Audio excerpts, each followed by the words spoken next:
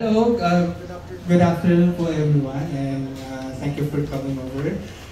This is our first project, Bonded by Sound, which is Side A and Janine Marcel. It's a benefit concert. It's for a construction of a church, Pentecostal church.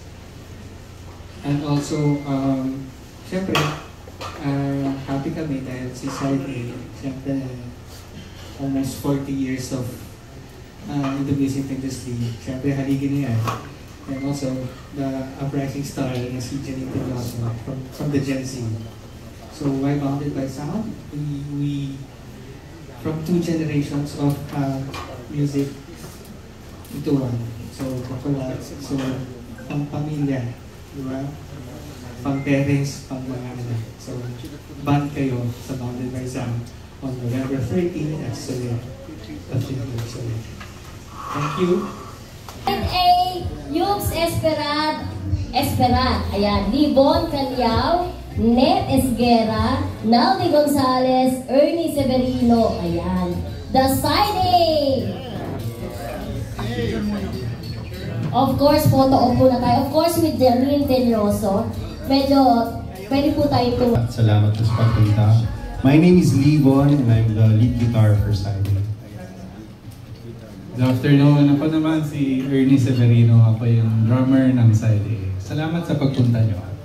Meron ba ditong 40 years ago nagpupunta na sa ganitong festival? Meron naman siguro, no? 40 years ago, marami po. More than 40 years pa. Magkabash lang tayo. Magandang hapon po sa inyo lahat. Ako naman po si Net Esguera. Ako po yung nag-bass for Side A.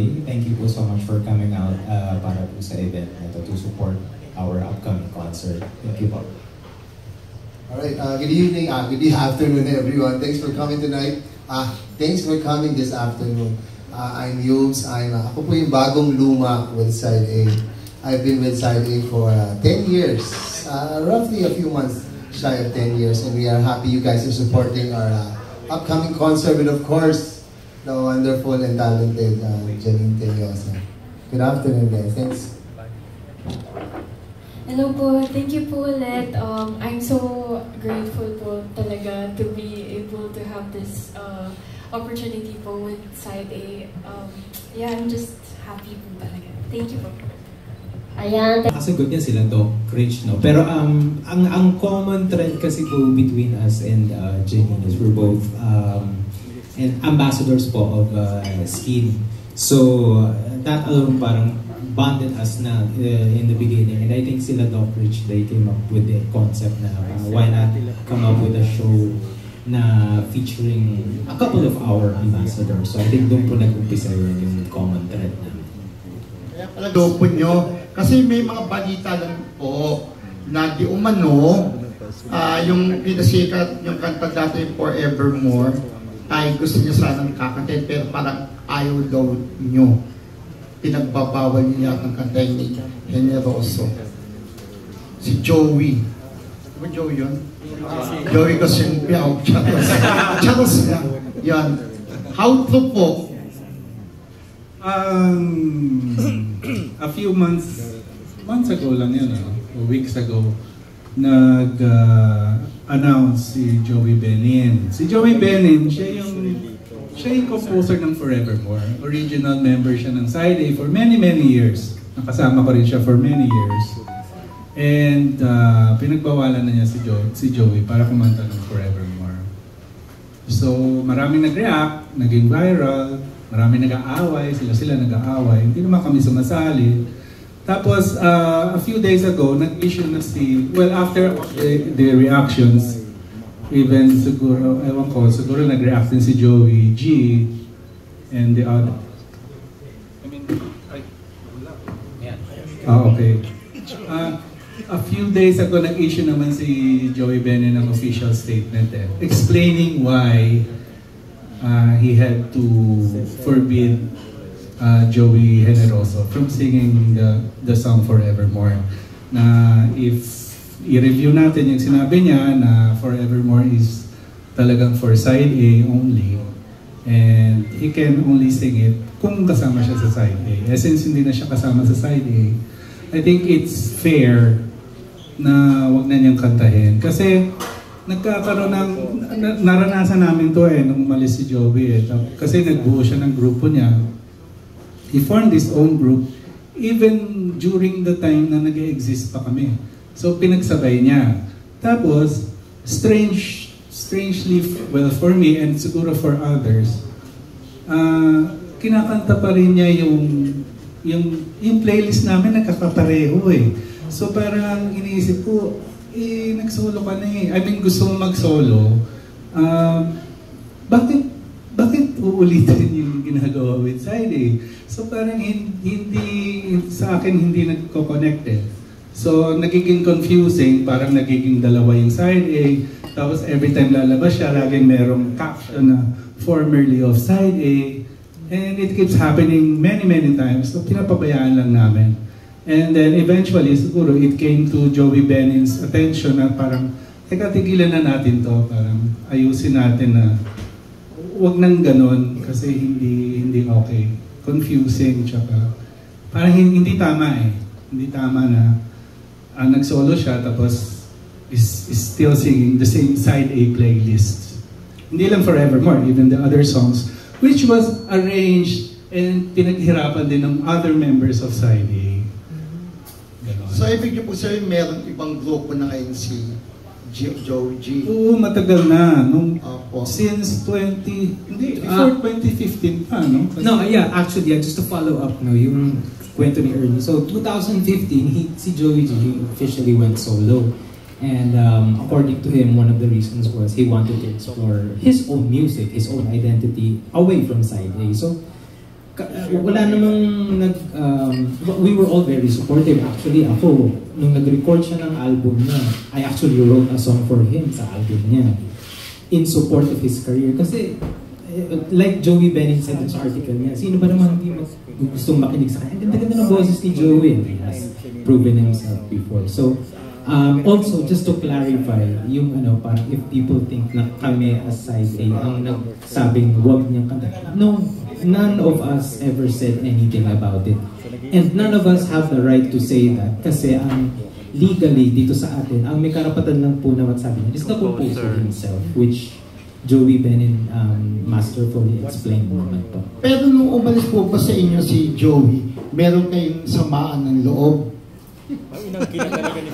Nung nakakasama kami? Umalis na sa inyo. Siyempre may kampon kayo kasi nagsolo, parang pili niya, kaya ko na po. Di ba dahil sumikat nga yung mga kanta niyo? Ay, hindi open kami sa nangyari, kung iniisip niyang career move, open kami sa kasi nangyayari yan at nangyari na sa lahat sa amin. We were former members of other bands. Then ako, hindi pa ako Side A, then kinuha ko ng Side A. I had to explain myself to the band na aalisan ko. And okay naman sila, no? Well, depende yun sa perspective ng mga kasama mo dati. Nasasali ka sa ibang banda, di ba? Nagsabi naman siya ng maayos, and at the same time, he gave us enough time to, hindi naman yung biglaan na bahala kayo. No. He left us, I'd like to remember na he left us on good terms kami na. Maayos niya kami sinabihan na it's about time for me na to go solo. So parang pagkakanta niya po yung mga kanta nila yung Forevermore, para nakadikit para sa kanyang Side A, di ba? So parang audience pearl din pala kayo na yung taga Six Cycle Mind lumipat sa kanila. Yung vocalist, ganun. So parang ganun pala nangyari, di ba? Talk show host. Sige, ayan po. So congrats po sa concert nyo, di ba? Pero, pwede ba kinakanta Forevermore, okay lang yun sa inyo, di ba? Wag lang si Joey G. Charos. Kasi ako, pagka kumakanta ako sa video, kinakanta ko Forevermore, hindi niyo ako binabawalan, di ba? Si Joey G lang.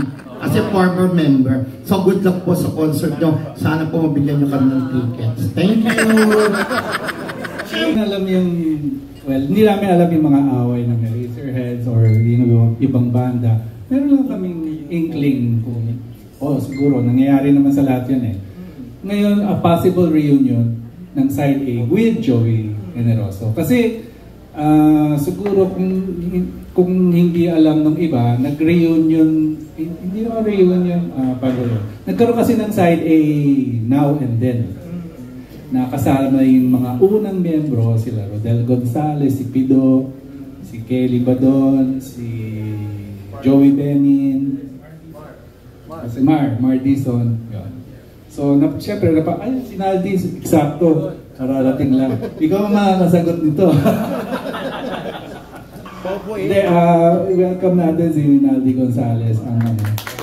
Yan ang favorite band. Yan ang founding member talaga ng side. Yan ang nag-umpisa na itong lahat. Oo, very timely yung dating niya dahil yung question na to bagay na bagay kay Naldi. Kasi ang tanong ko po kanina, nagkaroon na rin yung concert ang Eraserheads. Kasi sila may mga away din at saka nagka-disband sila. Pero just in case may glamour ang fans na halimbawa isama si Joey o hinahanap si Joey, possible ba magkaroon din ng... Parang ano yun? Parang sa halagang gano'n?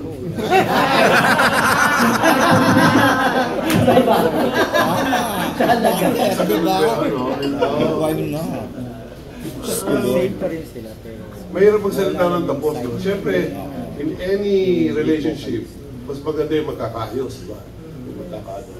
Pero kung magsasama lang kayo ng dahil lang sa pera at ganun pa rin ang pakiramdam nyo sa isa, huwag na lang. Ay, pasabo! May ano? Nagalit si Joey! Nagalit! Ayan! Ayaw niya talaga. Yun lang naman sa totoo lang naman yun. Yun lang naman yung ano ko. Yun lang yung opinion ko. So, time will tell. Yun na lang yung ano. Ayun, kung may panahon pa, may itsura pa kami, kaya pang tignan ng tao yung itsura namin tumutugtog kami. Ba't walang ilaw? At kaya pa rin yung... Adadaganan. Pero ano na masaya na ako dito sa mga kasama ko Diba parang... pero ayoko magsalita ng tapos, hindi natin alam mo. So, pero yung dahilan lang, kung ang dahilan lang sa halaga, at wala naman doon yung puso yung sa isa, hindi naman, parang hindi maganda. Ang yaman ng side.